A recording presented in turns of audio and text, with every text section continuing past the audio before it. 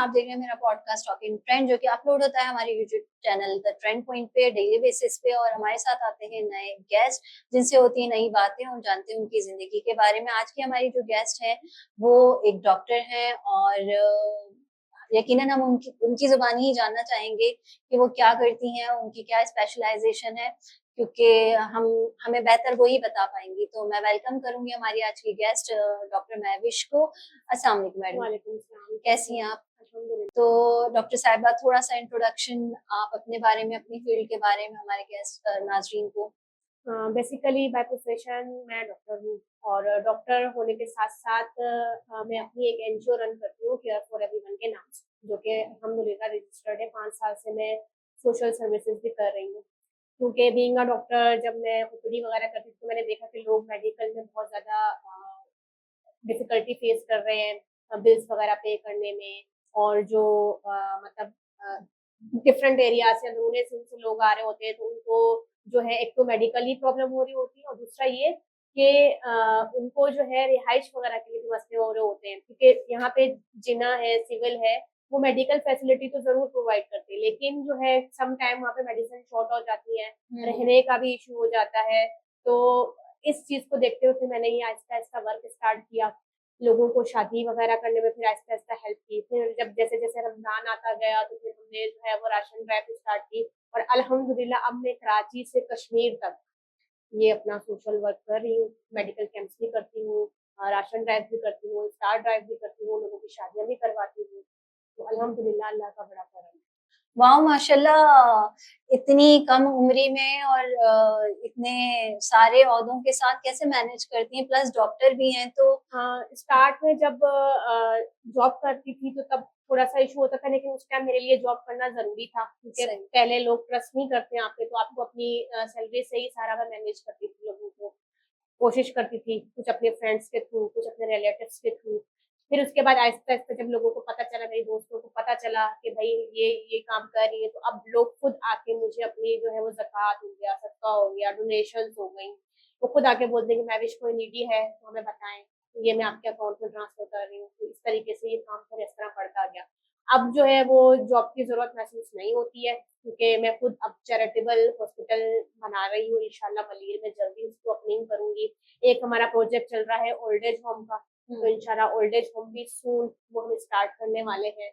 तो बस अल्लाह ताला ने साथ दिया तो हम मैनेज कर ही लेते हैं, क्योंकि मैनेज करना पड़ता है। बिल्कुल, अल्लाह पाक आपका ज़रूर साथ देगा, क्योंकि आपके मकासद ही इतने ज़्यादा जो है ना बुलंद-ओ-बाला हैं कि वाक़ई लोगों की मदद करना, और जो एक कॉन्सेप्ट है ना डॉक्टर मसीहा के नाम पे जाना जाता है, बिल्कुल। तो आप तो माशाल्लाह उस लक़ब को पूरा कर रही हैं और उसी मयार को जो है ना आप हर तौर निभा रही हैं, जो एक डॉक्टर की ज़ात से लोगों का कहते हैं ना एक एक्सपेक्टेशन होती है। वैसे बिल्कुल। हम करंटली देखें तो डॉक्टर्स का सिनेरियो ये है कि आजकल वो भी बिजनेस रन कर रहे हैं, और ये है कि फार्मास्यूटिकल कंपनीज और इस तरह की कंपनीज जो है उनसे वो कमीशन फंडिंग कर बेस्ड जो रहे हैं। है वो अपनी सैलरी भी निकाल रहे हैं और अपना बिजनेस भी रन कर रहे उसमें हैं। जो है ना हम थोड़ा-सा यहाँ पे करेक्ट करूँगी, सब डॉक्टर्स को नहीं बोल सकते, क्योंकि देखें हम जब यूनिवर्सिटी गोइंग होते हैं तो हमारे वहाँ पे जो सिचुएशंस होती हैं,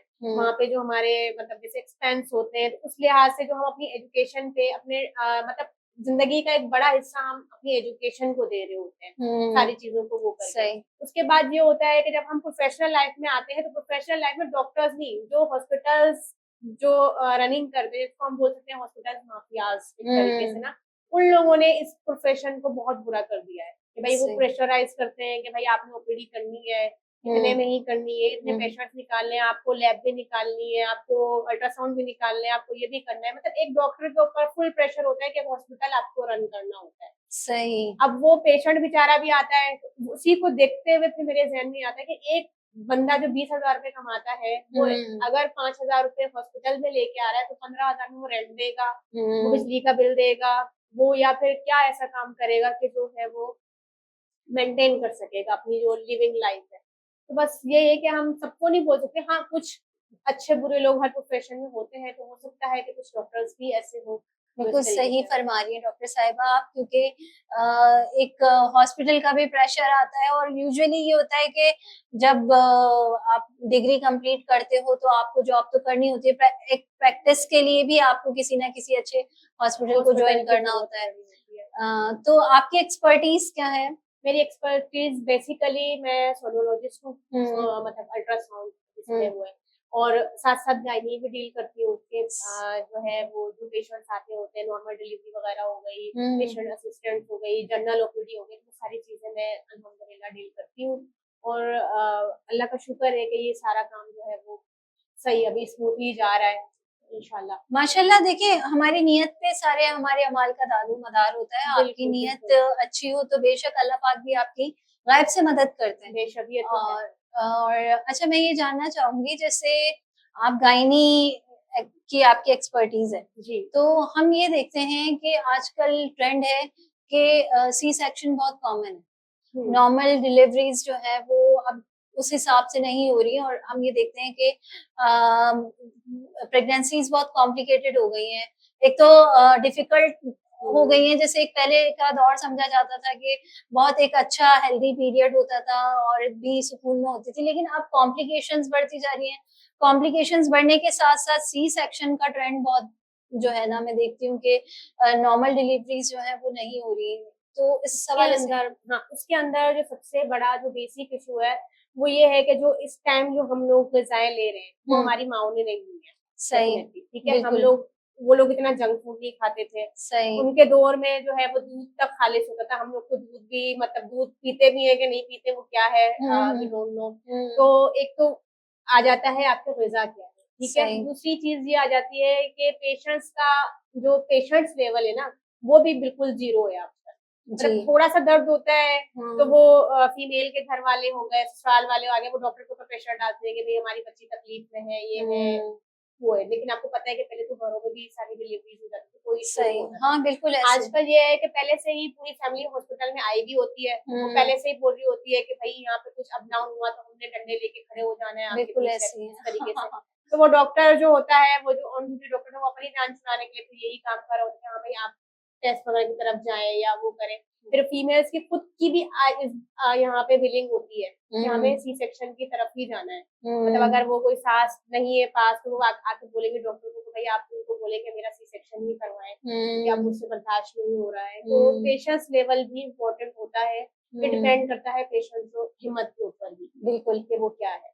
और नो डाउट आपको तो पता है कि पाकिस्तान में कुछ भी प्योर अभी आजकल नहीं नहीं मिलता है। है, और आपको पता है कि लड़कियाँ डाइट क्या लेती हैं। हुँ, तो हर चीज़ इस चीज़ के लिए मैटर करती है कि बिल्कुल, आपको हेल्दी डिलीवरी करने के लिए हेल्दी माँ का होना भी ज़रूरी है। ज़रूरी है। ये सारी चीज़ें हैं, और अब आजकल आप देख रही हैं कि क्या लेवल है कि अभी जो कराची में है तो मुझे हैरत होती है कि 30,000 रुपए में आप सी सेक्शन कर रहे हो। 3 दिन में हाँ, 3 दिन रख भी रहे हो। मतलब जिस एरिया से मैं जहाँ पे ओपीडी वगैरह करती थी, तो वहाँ पे तो आराम से आपको वो ऑफर दे रहे होते हैं बाकायदा, अच्छा, पम्फलेट्स बन के बाँट रहे होते हैं। 25,000 रुपए में आप सी सेक्शन करवाएँ, 3 दिन रिहाइश करें, मेडिसिन वो लोकल इस्तेमाल कर रहे होते हैं, कोई उसमें वो नहीं, ओह! उसके साइड इफेक्ट, यही रीज़न है कि आजकल जो बच्चे आ रहे हैं उनकी आई साइट्स वीक है, बिल्कुल, उनकी जो है वो मेमोरी पावर कम है, बोन्स उनके उनकी वीक है। बोन्स उनकी वीक है। तो हाँ। ये सारी चीज़ें इसी वजह से हो रही थी क्योंकि हम लोगों ने खुद से एहतियात नहीं करी हुई। अच्छा, एक नॉर्मल डिलीवरी के बाद जो औरत की हेल्थ होती है और एक सी सेक्शन के बाद, क्योंकि आजकल लोग खुद खवातीन भी ऑप्ट कर रही होती हैं। बिल्कुल। मैं मेरा खुद भी एक्सपोज़र रहा है हॉस्पिटल से, मैंने हॉस्पिटल में अपनी ट्रेनिंग्स की है। तो मैंने खुद भी देखा है कि वो प्रेफ़र कर रही होती हैं कि बस जल्दी जान छुड़ाओ, और मतलब ये वाली कहानी होती है, और वो पेन्स की तरफ नहीं जाना चाह रही होती।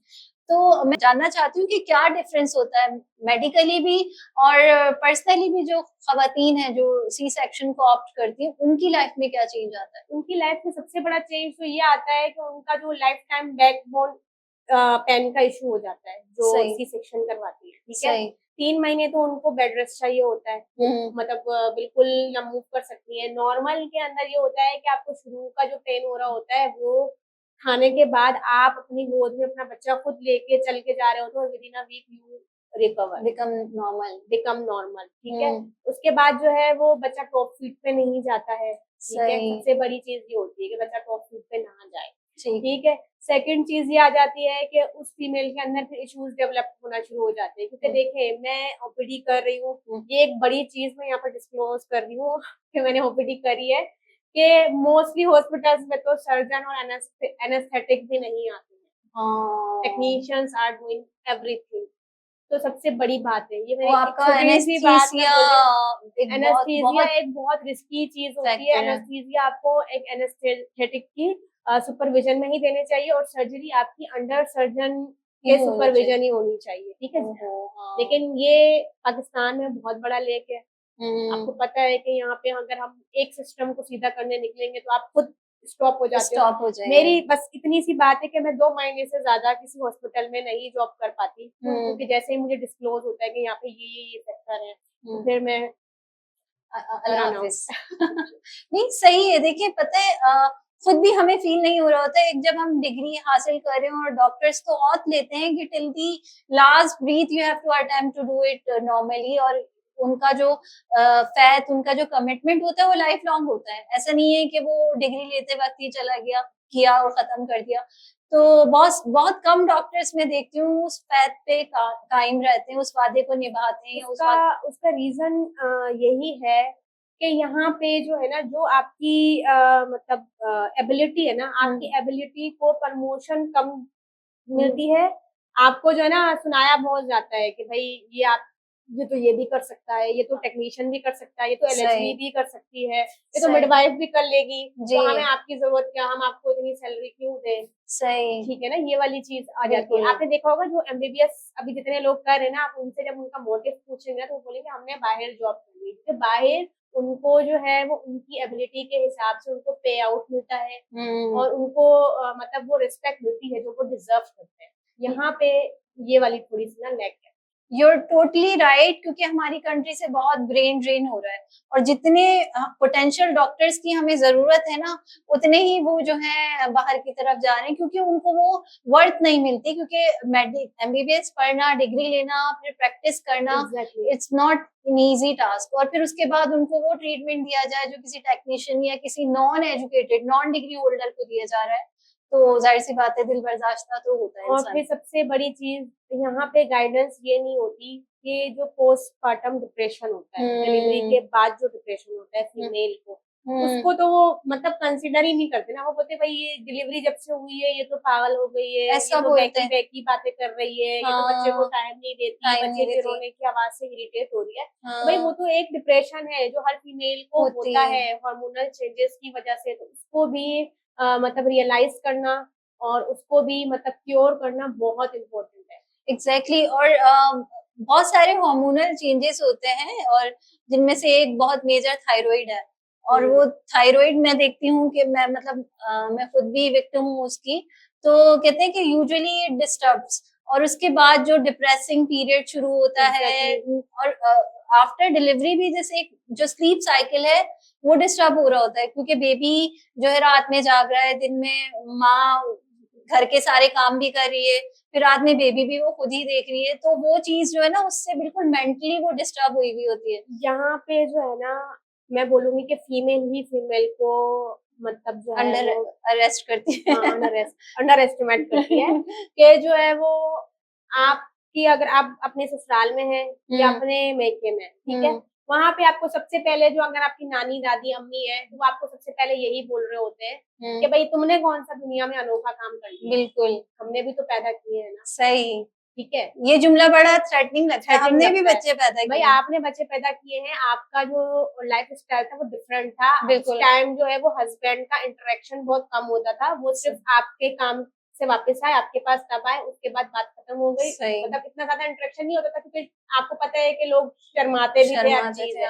आजकल ऐसा कुछ भी नहीं है। आजकल मतलब जो है वो मतलब बाहर भी जाना है, घूमना भी है, फिरना भी है, हर चीज को मैनेज करना है, फिर घर वापस आके आपको घर के काम भी मैनेज करने हैं, फिर आपको बच्चों को भी देखना है। अगर आपका फर्स्ट बेबी है तो वो तो बिल्कुल ही मतलब फर्स्ट एक्सपीरियंस होगा ना, तो प्राइमरी एक्सपीरियंस तो बहुत वो क्या इसको वो किस तरह देखना, लेकिन जो है मतलब उसको फिर यही सुनना पड़ता है कि भाई तुमने कौन सा दुनिया में अनोखा काम किया। सही, जानवर भी पैदा कर जानवर भी पैदा कर लेते हैं, देहातों में औरतें भी पैदा कर रही हैं। तो बिल्कुल आप ये नहीं देखते कि वहाँ पे डेथ रेशो क्या है सही। पेशेंट्स का, कि वो हाँ ड्यूरिंग डिलीवरी तकरीबन हर 4 में से 1 औरत जो है वो पाकिस्तान में वो ड्यूरिंग डिलीवरी उसकी डेथ हो जाती है, मतलब ज़्यादा ब्लीडिंग हो गई, उसको अपना एचबी ही नहीं पता। हाँ ये चीज 80% फीमेल्स पाकिस्तान में एनेमिक है एनेमिक है इस बिल्कुल। वक्त। अगर इंक्लूडिंग हम अपने भी टेस्ट करें हाँ तो हम तो लोग भी एनेमिक हैं। ब्लड तो जब डेफिशिएंसी है। ब्लड की डेफिशिएंसी है, आपने टेस्ट ही नहीं करवाए, तो फिर आप उसको क्या मतलब उसको और आप देखिए रेट ऑफ HIV HCV कितना बढ़ता जा रहा है, क्यों? ये मिसहैंडलिंग, मिसहैंडलिंग, पानी खराब है, सैनिटाइजेशन नहीं है। सैनिटाइजेशन नहीं है, बिल्कुल बिल्कुल यही बहुत चीज सारे है। ऐसे हॉस्पिटल्स हैं उनके पास प्रॉपर ऑटोक्लेविंग सिस्टम भी नहीं है। तो यही रीजन है कि मतलब जो है ना, लोगों में बीमारियां बहुत बढ़ रही और न्यू न्यू बीमारियां आ रही नहीं हैं। नहीं आ रही है। आजकल अभी जो ट्रेंडिंग पे चल रही है चिकनगुनिया, चिकनगुनिया हर छोटा बच्चा, हर खातून ये शिकायत करी है, फीवर है तेज और जॉइंट्स में पेन है, फीवर है तेज और जॉइंट्स में पेन है। तो ये सारी चीजें क्यों हुई है? तो पहले तो हमारे मतलब जब हम छोटे थे हमने तो कभी ऐसे बिल्कुल हमने तो ऐसे। सुना था फ्लू हो जाता है, हाँ बुखार हो जाता है, इसमें हम हम पैरासिटामोल तो लेते चिकन हैं। पॉक्स को बहुत बड़ी डिजीज समझते थे कि पता नहीं क्या हो गया, अब ऐसा ही है, 10-15 दिन के लिए कैद हो गए, इस तरह का कुछ बिल्कुल होता था। ऐसा ही है। अच्छा आजकल एक टॉप फीड का ट्रेंड भी बहुत चल गया है, जिससे एक वो पोटेंसी नहीं है, जैसे मदर फीडिंग जो है वो सबसाइड होती जा रही है और माएँ भी खुद केयरलेस हो रही हैं, जिससे उससे फिर बेबी की हेल्थ पे और जो न्यूबॉर्न है वो किस तरह से उससे अफेक्ट होता है। अब इसके अंदर 2 सिनेरियो हैं। एक तो या तो अब वो एक औरत जो माँ बनी है वो बिल्कुल सिंसियरली अपने बच्चे के साथ केयर है, वो चाहती है कि मेरा बच्चा अगर वो अच्छा ग्रोथ करे तो जो 6 महीने होते हैं बच्चे को टॉप फीड के अलावा किस मतलब टॉप फीड बोली सॉरी मतलब फीड के अलावा मदर फीड के अलावा किसी चीज की जरूरत नहीं होती, और अगर वो मदर फीड ले रहा है तो वो पता नहीं कितनी बीमारियों से बचा हुआ है। सही। ठीक है।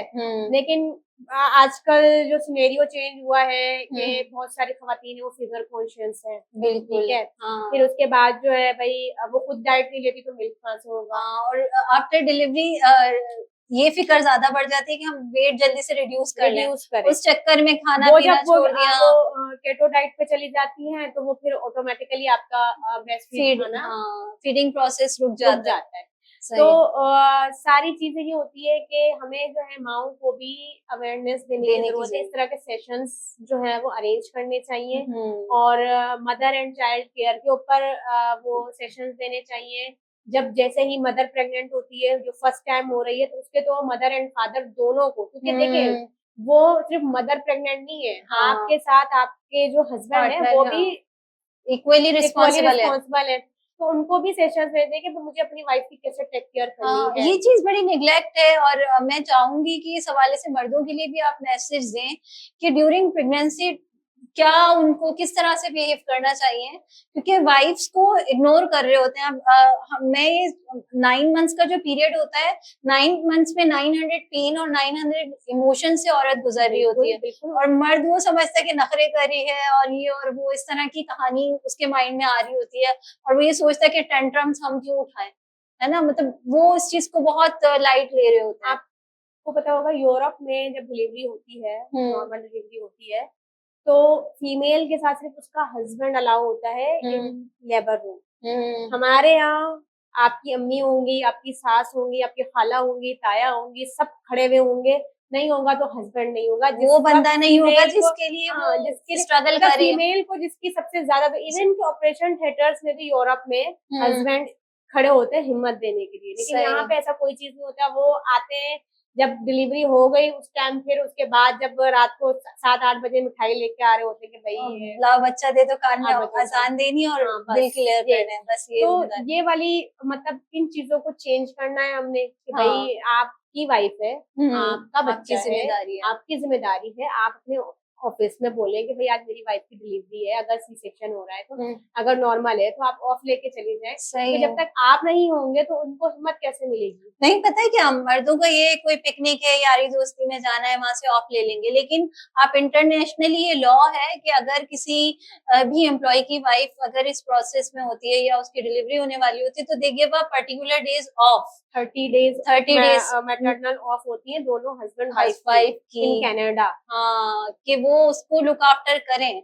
और 2 इयर्स का जॉब रिलैक्सेशन जो है वो खातून को दिया जाता है कि बिल्कुल, बच्चा जो है एग्जैक्टली वो प्रॉपर उसको, निगहदाश्त और उसको अगर वो प्रॉपर उसकी वो नहीं करेंगे टेक केयर, तो गवर्नमेंट वो बच्चा ले ले लेती है। लेती है। मैं तो बोलती हूँ ये तो बड़ा ही अच्छा उनका कानून है सही कि आप मतलब देखिए बच्चे को दुनिया में थोड़ी लेके आना है, सही। और जितनी ज्यादा गुर्बत में आप जाएंगे उतने ज्यादा बच्चे हैं। ये हाँ, जितने गरीब फैमिलीज मतलब हैं इवन वो कि हम अगर किसी को समझाने भी बैठे ना जिसके 7-8 बच्चे, तो आगे से बोलेंगे बीबी तुम्हें क्या मसला है, अल्लाह दे रहा है। तो अल्लाह दे रहा है, अल्लाह ने अकल भी तो दी है ना आपको, सही तो बात आप है। उसको पढ़ाना भी है हाँ, बाकायदा। ये बोलते हैं, फिर बोलते हैं हाँ, हमारे शौहरों से मत बोला, हम उनको बोलते हैं कि हम फ्री ऑफ कॉस्ट आपका बीटीएल कर दें, हाँ, बंद कर दें आपके बच्चे। नहीं भाई, उनको तो भाई चाहिए शौहर और गुस्सा करेंगे। पता नहीं कोई वो हो गई फैक्ट्री हो गई, बस बच्चे प्रोडक्शन आप उनको हाउस हो गया। देखें ना, जो झुग्गियों में बच्चे होंगे उनके अंदर डिसएबिलिटीज बहुत होंगी, बहुत होती हैं। क्योंकि एक फोलिक एसिड है ना, वो है तो इतनी सी गोली, अगर आप उसको 3 महीने में नहीं लेंगे, मतलब स्टार्ट के 3 फर्स्ट मंथ्स टाइम होते में हैं ना, फर्स्ट स्टार्ट। टाइम में हाँ, आपके बच्चे को स्पाइनल बायोफिडिया होगा, वो हम्म, जिंदगी भर माजूर रहेगा। हम्म, तो कितना बड़ा वो है, मतलब इतना ब्लैक है। अगर हाँ, एक फोलिक एसिड कितने की, मेरे ख्याल से 110 रुपए की उसकी इतनी बोतल मिलती है, वो हाँ। अगर आपने 3 महीने ली। लेकिन पता है बहुत से इन लॉज भी बहुत सारी वो भी कहते हैं कि नहीं नहीं हमने दवाइयां नहीं देनी है, हमने भी पैदा किया तो हमने तो कोई नहीं, दवाइयां नहीं बच्चा खाई। सेहतमंद हो जाएगा हाँ, तो वो नॉर्मल नहीं होगा, नॉर्मल नहीं फिर होगा। आप लोग जानबूझ के सीजर करेंगे। हाँ, मतलब वो ब्लेम भी हम पे लगता आप है कि पे हम आता है। दवाएं जो है वो अपने उसके लिए ले रहे हैं, हाँ, मतलब बेनिफिट्स के लिए ले रहे हैं। हाँ, देखिए फीमेल को बहुत सारे मतलब जो है मल्टीविटामिन की जरूरत होती है, मिनरल्स की जरूरत होती है ड्यूरिंग प्रेगनेंसी। सही। अगर आपका एचबी प्रॉपर भी है, 11 भी है, लेकिन जैसे ही आप प्रेग्नेंट होते हो तो वो एकदम डाउन हो जाता है, 9 तक आ जाता है। सही। जाहिर बात है आपके अंदर एक और जान है, बिल्कुल। आप खाना पीना नहीं करेंगे, वो आपकी बोन से आपके जो है वो जो भी मिनरल्स आपके अंदर जो सेव है वो वहां से एब्जॉर्ब वो सारी करें। एब्जॉर्ब करेगा। तो जाहिर बात है आपके अंदर तो डेफिशिएंसी होगी ना। सही। तो फीटल डेवलपमेंट इटसेल्फ कहते हैं कि एक पूरा इंसान बनने का प्रोसेस है। समझ लें कि आपकी जान से एक नया इंसान बन रहा है। बिल्कुल, तो आप समझे कि आपको तो डबल फिर डाइट लेनी चाहिए, डबल आपको मिनरल्स और विटामिन्स की जरूरत होती है। और हमारे यहाँ एक अलमिया ये भी है ना कि क्योंकि अर्ली मॉर्निंग जो सिकनेस होती है उसमें वॉमिटिंग्स और ये और इस तरह की, तो खवातीन खुद भी जो है ना जरा छोड़ देती हैं ख्याल रखना कि भाई नहीं उल्टी हो जाएगी हो जाएगी हो जाएगी। तो एग्जैक्टली यही सारी चीजें हैं कि खवातीन जब हमारे पास आती हैं, पहले तो वो 3 से 4 महीने 6 महीने अगर उन्होंने घर पे टेस्ट किया है, पॉजिटिव आ गया है, हाँ भाई उस दफा मैंने ये खाया था तो इस दफा भी मैं ये खाऊंगी, तो बिल्कुल सेटिंग से चलूंगी, हमारे पास वो आती है 4th या 5वें महीने में जब अल्ट्रासाउंड जब हो रहा होता है। अच्छा भाई, अब हम जब उनको रिकमेंड करते हैं तो भाई चलेंगे चलेंगे, बस नाम लिखवाने आए एहतियातन, हाँ, नाम ठीक है, लिखे। ताकि जब हम इमरजेंसी में आए तो आप लोग हमें वापस ना करें। फिर जब एंड टाइम पे जब आएंगे, जब हम उनको बोलेंगे कि भाई आपको टेस्ट करवाने हैं, ठीक है, क्योंकि हेपेटाइटिस बी, सी, यूरिन, आपका एचबी क्या है, एचबी तो हर मंथ चेक होना चाहिए प्रेग्नेंट लेडी का। तो जब हम वो चेक करने बैठते हैं तो उसमें सारे ही वो होती है, फिर उसके बाद फिर हम बोलते हैं ब्लड अरेंज कर लो, ये कर लो वो कर लो, तो बोलेंगे ये तो भाई आप जो खर्चा भी बता रहे हैं और डरा भी रहे डरा रहे हैं और पैसा आप अपना बना रहे हैं। तो हाँ, लोग अपनी सेल्फ मेडिकेशन नहीं छोड़ते, सेल्फ मेडिकेशन बहुत डेंजरस है। सही। अगर एक लिमिट से ज्यादा आप पेनाडोल भी लेते हो ना तो आपका लिवर फेलियर हो जाता है। सही। ये लोगों को पता ही नहीं है, पता ही पेनाडोल नहीं। तो वो बंटी की तरह खाते हैं कि भाई बिल्कुल कुछ भी ऐसे। हो जाए, हाँ, हमने बस खा के बस उसको जो है ना ये सही हो जो जाना है। डोज अकॉर्डिंग टू बीएमआई होती है, इनका बहुत बड़ा रोल होता है। आपकी किडनी, लिवर, ये सारी चीजें डैमेज हो जाती हैं अगर आप एक रूटीन से ज्यादा लें या अपने हिसाब से ले लें।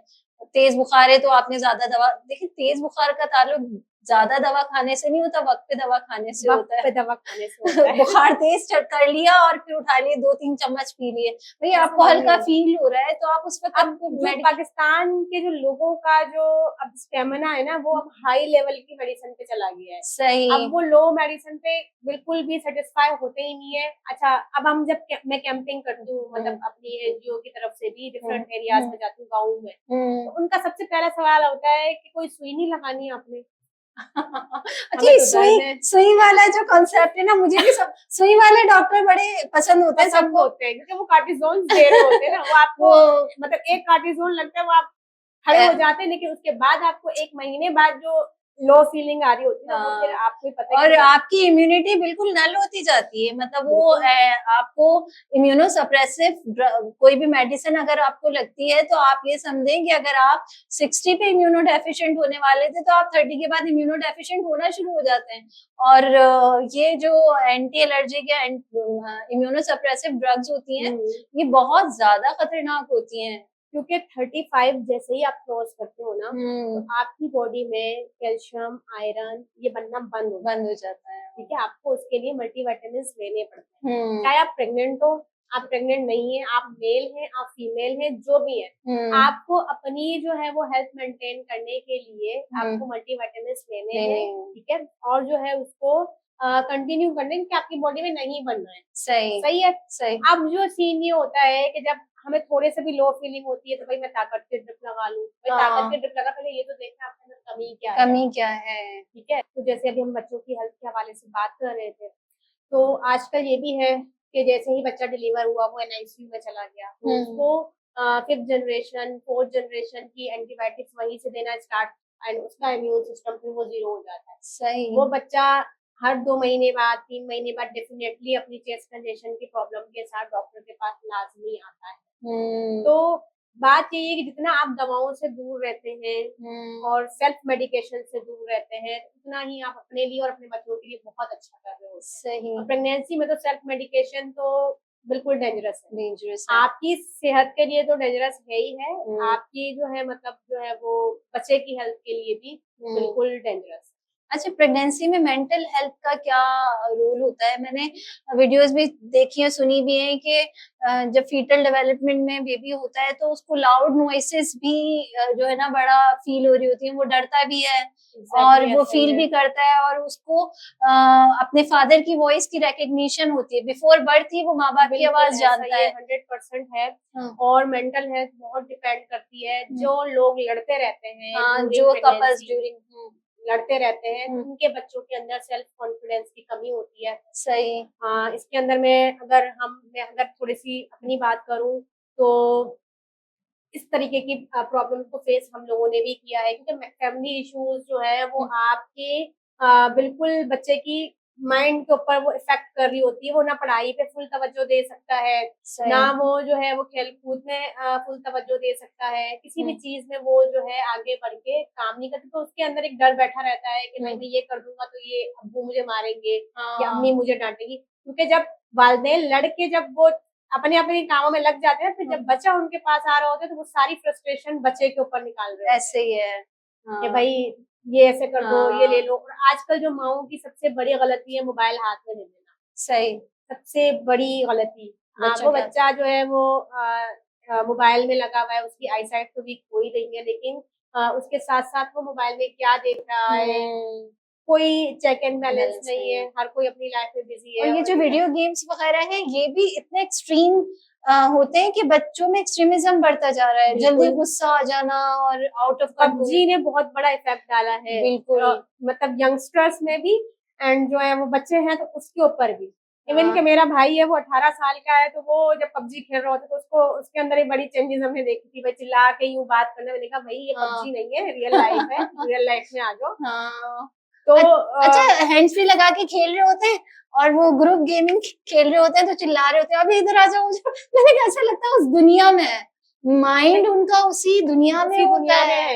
यहाँ तक कि वो एक बार तो हमने नींद में ही अपने भाई को मैंने बोलते हुए देखा, वो बोले अबे इधर इधर ऐसे ऐसे ऐसे चलो। मैंने कहा ये कौन सी लैंग्वेज है, किस तरीके से बात कर रहे हो। तो मतलब इतना इफेक्ट किया हुआ गेम्स में एडल्ट्स पे इतना वो इफेक्ट कर रहा है। मतलब 18 साल एक एडल्ट एज होती है, तो बच्चों पे गेम्स क्या इफेक्ट कर रहे हो। ऐसे ही बिल्कुल। आजकल ऐसे, पहले हमारे जमाने में ये होता था कि हम गिर गए, चोट लग गई, तब आ गए। अब तो बहुत खतरनाक किस्म की चोटें आती है, बाजू टूटा हुआ है, यहाँ से सर फटा हुआ है, ऐसे ही है। मतलब बहुत खतरनाक। भाई क्यों हम लड़ रहे थे रस्ते में। वही ना, एक्सट्रीमिज्म इतना बढ़ गया है कि जरा देर में बस नहीं चलता कि क्या कर दे सामने वाले को। बस अब ये है कि हम लोग जो है, मतलब हमारी इसमें यूथ का भी कसूर नहीं है। यूथ को यहाँ पे अपॉर्चुनिटीज बहुत कम है, बहुत कम है कि वो अपने आप को प्रूव करें, वरना फ्रस्ट्रेशन ज्यादा है, बहुत ज्यादा टैलेंट है, जॉब बर्डन, महंगाई, बिल्कुल बिल्कुल। और ट्रांसपोर्टेशन, बहुत सारे प्रॉब्लम्स फिर हमारी जो खुद की जो अब जो है ना लाइफ स्टाइल, हैं। वो काफी हद तक चेंज हो गया है। तो जो हमारी वालदाएं थी, अगर अच्छी अर्निंग के बाद भी वो हमें यही सिखाती है भाई नॉर्मल कपड़े पहनो, नॉर्मल हर चीजें हाँ, आजकल क्या है, लोग ब्रांड कॉन्शियस है, ठीक है, लग्जरीज को लग्जरीज ज्यादा। है। फिर अब मैंने गवर्नमेंट स्कूल से पढ़ा है, मुझे बताते हुए कोई शर्मिंदगी नहीं होती, मैं डॉक्टर हूँ, गवर्नमेंट स्कूल से पढ़ के हूँ। सही। मेरे सारे बहन भाई हैं वो प्राइवेट से पढ़े, लेकिन फिर भी जो अभी जितना वेल नोन मैं हो गई हूँ, तो उतना तो अभी मेरे बहन भाई इतना है, वो लोग भी सही। ग्रेजुएट है, हर चीज में हम्म। अच्छी पोजीशन पे है। लेकिन बात ये कि गवर्नमेंट स्कूल में पढ़ना कोई बुरी बात नहीं बिल्कुल है, नहीं है, हाँ, ठीक है, टैलेंट है तो। बिल्कुल आप पढ़े, आपके अंदर टैलेंट होना चाहिए, आपके अंदर जो है वो आगे बढ़ने की चाह होती है। अब जो माए हैं वो रिश्तेदारों को दिखाने के लिए हाँ, कि भाई महंगे मेरा जो फलाना बच्चा है वो बीकन हाउस में पढ़ रहा है, हाँ, चाहे मुझे उसके लिए अपना जेवर बेचना पड़े, सही उसके बात लिए है। मुझे जो है वो सारी चीजें और करनी वो पड़े। वहां पढ़ भी ना रहा हो, बेचारा लुढ़क रहा फुड़क रहा ये हो। इसलिए बोल रही हूँ कि मेरे पास ऐसे केसेस आते हैं ना कि हाँ। मेरे बच्चे की 2 महीने की फीस रह गई है, भाई कितनी फीस रह गई, तो मेरा एक्सपेक्टेशन होती है कि भाई 6,000 होगी, 4,000 होगी। आगे से जवाब आता है नहीं यार वो तो 20,000 रुपए है। Oh my God. मैंने कहा आपके जब हस्बैंड वो की अफोर्ड नहीं सिस्टम कर सकते। आपने क्यों डाला? अच्छा। तो जब उसके बाद भी अगर आप उसको बोलेंगे ना, सजेशन देंगे भाई गवर्नमेंट स्कूल में पढ़ा ले, हम आपको सपोर्ट करते हैं, कोर्स में दिला दूंगी, तो आगे से बोलते हैं आपने मशवरे अपने पास रखे, हम तो प्राइवेट हम में प्राइवेट पढ़ाएंगे, आपका तो हमने पेज देख के हमने आपसे राब्ता किया था कि आप लोगों की आप हेल्प गवर्नमेंट के करती हैं, मशवरे दे रही आप गवर्नमेंट के मशवरे करती हैं, आप पैसे खाती हैं, आप जो है वो खुद खा जाती हैं वो सारे पैसे। मैंने कहा भाई अब इस बात के जवाब में बदुआएं, हाँ बंद हो जाएगी, हो जाएगी। बदुआएं तुम्हारे बच्चों से बोले। अच्छा। मैंने कहा जब मेरे बच्चे होंगे तो देख लेंगे, अभी तो अच्छा। फिलहाल नहीं है, अच्छा। तो उसको छोड़ दे।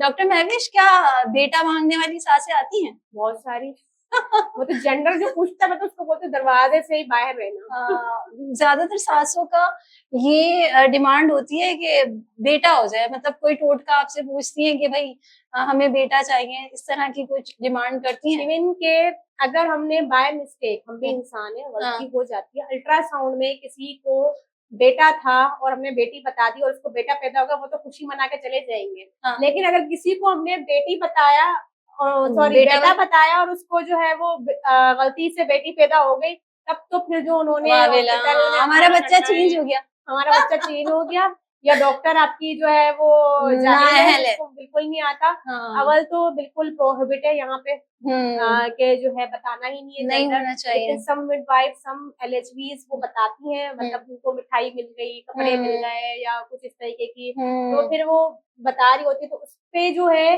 जो इलीगल जो अबॉर्शंस होते हैं उसके अंदर बहुत सारी फीमेल्स यूजुअली मैं देखती हूँ कि आफ्टर 4 और 5th मंथ भी जब जेंडर पता लगता है तो कुछ इन-लॉज इन्फोर्स करते हैं कि भाई बेटी है तो हम नहीं चाहते, या अबॉर्ट अल्लाह करने से। ताला को जो ना इंसान की नेचर का पहले से ही पता था, तो इस वजह से अल्लाह ताला ने हाँ, कुरान इस पाक में लिखा हुआ है कि 6ठे महीने के बाद आपको पता चलेगा कि आपका जो है वो बेटा है या बेटी, बिल्कुल ठीक ऐसी है, है। क्योंकि 6ठे महीने के बाद आप जो है अबॉर्शन की तरफ बहुत मुश्किल से जा सकते वो तो लाइफ थ्रेटनिंग लाइफ रिस्क होता थ्रेटनिंग है। होता है। लेकिन कुछ लोग अब जो ये क्लेम करते हैं कि हम 3rd महीने में बता देते हैं, 2nd मंथ में हाँ, बताते हैं, वो बिल्कुल झूठ झूठ बोलते हैं, बोलते हैं, बिल्कुल और ऐसा उन्हीं नहीं। के चक्करों में पड़ के फीमेल अपनी जान भी गंवाती है और मौत के मुंह तक में चली जाती है, लेकिन ऐसा ही फिर है। भी उनको एहसास नहीं होता कि हम अपने साथ भी ज्यादती करते हैं। तो जाहिर सी बात है, आप अगर एक लड़की पैदा कर रहे हैं या लड़का पैदा कर रहे हैं, उसके लिए भी तो फीमेल ही चाहिए ना, सही बात है। सारी हाँ। फीमेल्स खत्म हो जाएंगी ना जब दुनिया से, हाँ। तब कोई यहाँ पे मतलब वो नहीं होगा। हाँ, अगर दुनिया में एक मर्द रह जाए और सारी फीमेल, तो तब भी आपको मतलब एक होप होती है कि हाँ भाई इंसानी नस्ल चल सकती है, चल सकती लेकिन है। फीमेल्स खत्म हो गई तब नहीं चल सकती। नहीं चल सकती। तो यही ये तो बात वो समझने की अहले होती है। कुरैश का जो जहालत का दौर था ना, कि जिसमें बेटियों को बोझ समझा जाता था, तो कहते हैं ना कि टाइम जा जा के वापस आ रहा है और मेंटालिटी वही जो है वो डेवलप इसमें हो जो रही है। ना मतलब education, lack of lack of education, education है। आप सिर्फ हैदराबाद क्रॉस करें, हम्म। आप वहाँ लोगों की मेंटेलिटी देखें। हम्म। मैं मतलब इंटीरियर सीन से बिलोंग करती हूँ, लेकिन वहाँ पे हम लोग 7 बजे के बाद 6 बजे के बाद इजीली घूम फिर नहीं सक रहे होते, क्योंकि सारे वडेरों वाला सिस्टम चल रहा होता है। सही। हम वहाँ पे गवर्नमेंट हॉस्पिटल में जॉब नहीं कर सक रहे होते, क्योंकि सारा सिस्टम वैसा होता है, वहाँ हम उस सिस्टम के साथ नहीं कर सकते। सही। तो क्योंकि हम यहाँ आए, यहाँ रहे, यहाँ पैदा हुए, यही यहाँ कि बड़े हुए, हाँ, तो वहाँ के सिस्टम में एडजस्ट करना हमारे लिए थोड़ा डिफरेंट है। बलोचिस्तान तो फिर उससे ज्यादा डिफरेंट हो जाता है। बहुत अच्छी आपसे गुफ्तगू रही, बहुत सारे टॉपिक्स पे हमने बात की और बहुत सारे मुफीद मशवरे भी आपने दिए। और मैं चाहूंगी कि लास्ट में एक शॉर्ट मैसेज हमारे प्रोग्राम के हवाले से, आप अपना कोई मैसेज अपनी वेलफेयर के हवाले से, केयर फॉर एवरीवन के हवाले से आप हमारे व्यूअर्स को देना चाहें तो जरूर शेयर करें। तो मेरा लास्ट मैसेज यही है कि इंसानियत को कायम रखने के लिए आप जो है वो लोगों की हेल्प करते रहें, क्योंकि हमेशा जो इंसान दूसरे इंसान को आगे बढ़ने में मदद करता है वो कभी भी डाउन नहीं होता, आगे ही बढ़ा होता है। तो केयर फॉर एवरीवन को भी आप लोग जो है वो फेसबुक पे ज्वाइन करें, लाइक करें। और दूसरा ये कि जो टॉक एंड ट्रेंड है इसको भी जो है मतलब जो है लाइक करें, शेयर करें और सब्सक्राइब कर लें, ताकि जो है मजीद लोग मेरी आवाज़ सुन सकें और मेरे जैसे हज़ारों जो गेस्ट यहाँ पे आएंगे इंशाल्लाह तो उनकी आवाज़ भी सुन सकें।